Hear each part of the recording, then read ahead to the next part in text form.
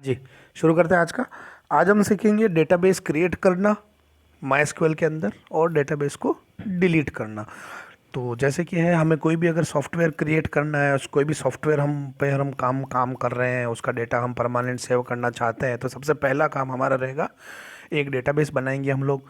फिर उस डेटाबेस के अंदर हम लोग बनाएंगे टेबल्स और उन टेबल्स के अंदर हम लोग डेटा सेव करेंगे। तो ये पहला लेक्चर है, डेटाबेस क्रिएट करना सीखते हैं। ठीक है, तो डेटाबेस क्रिएट करने का जो एसक्यूएल कमांड है बहुत इजी है। क्या है? क्रिएट डेटाबेस, ऐसा तो एज इट इज़ लिख दो। क्रिएट डेटाबेस और डेटाबेस का नाम लिखो, जो भी आप नाम रखना चाहते हैं। तो मैं एक डेटाबेस बनाना चाहता हूँ अपने स्कूल के लिए। उस डेटाबेस का नाम मैं रखना चाहता हूँ माई स्कूल। तो देखो मैंने क्या लिखा है, create database my school semicolon, her SQL query के बाद लगेगा। एंटर मारो। एंटर मारते ही अब ये डेटाबेस क्रिएट हो चुका है। देखिए ओके, वन रो अफेक्टेड। अगर कोई एरर होती तो एरर आ जाती। एरर कैसे हो सकती थी? क्रिएट की स्पेलिंग गलत होती, या यहाँ डेटाबेस की स्पेलिंग गलत होती, या ये वाला माई स्कूल नाम का डेटाबेस ऑलरेडी बना हुआ होता तो एरर आती। एरर नहीं आई, मेरा डेटाबेस बन चुका है। इजी क्वेरी है, क्रिएट डेटाबेस, डेटाबेस नेम। आगे चलते हैं, चलिए। पिछली बार मैंने आपको बताया था कि मेरे सिस्टम पे कितने डेटाबेसेस बने हुए हैं, उनकी लिस्ट में देखना चाहता हूँ। तो कमांड होता है शो डेटाबेसेस। देखिए मैंने शो डेटाबेसेस कमांड एग्जीक्यूट किया, तो मेरे पास मेरे कंप्यूटर पे बने हुए सारे डेटाबेसेस का नाम मुझे दिखना शुरू हो गया है। इसके अंदर देखो ये माई स्कूल नाम का डेटाबेस भी दिखा रहा है, जो कि मैंने अभी क्रिएट किया है। ठीक है, आगे चलते हैं। अब डेटाबेस को डिलीट करना।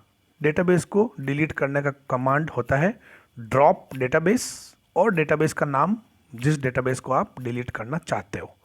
तो क्या लिखा देखो मैंने, ड्रॉप डेटाबेस माई स्कूल। अब ये माई स्कूल डेटाबेस डिलीट हो जाएगा।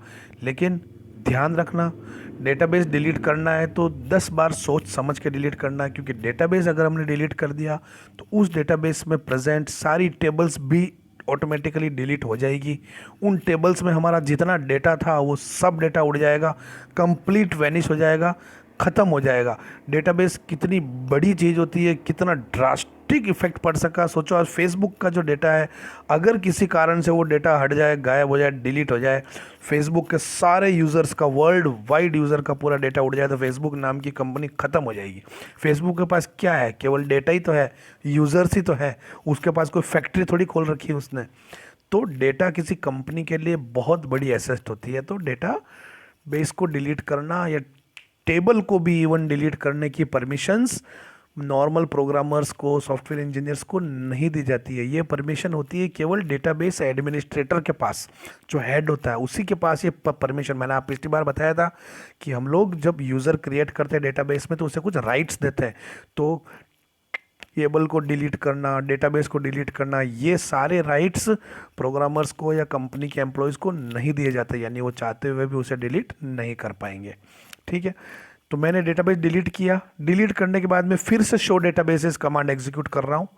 तो इस बार देखिए मुझे माई स्कूल नाम का डेटाबेस मेरी लिस्ट में नहीं दिख रहा है, क्योंकि मैं उसे डिलीट कर चुका हूँ। तो ये छोटा सा लेक्चर था, आज के लिए इतना ही।